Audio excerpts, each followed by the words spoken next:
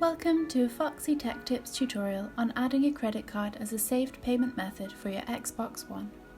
If you find this video helpful, please consider subscribing to my channel and liking the video. Launch your Xbox and sign in to your Xbox Live account. Now click the Guide button on your controller to bring up the Guide menu. Move to the right until you get to System and then open Settings.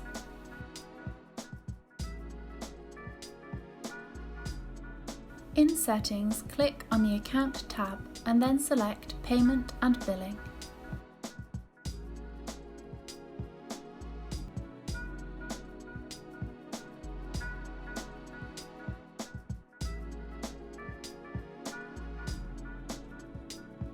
Select Add a Payment option.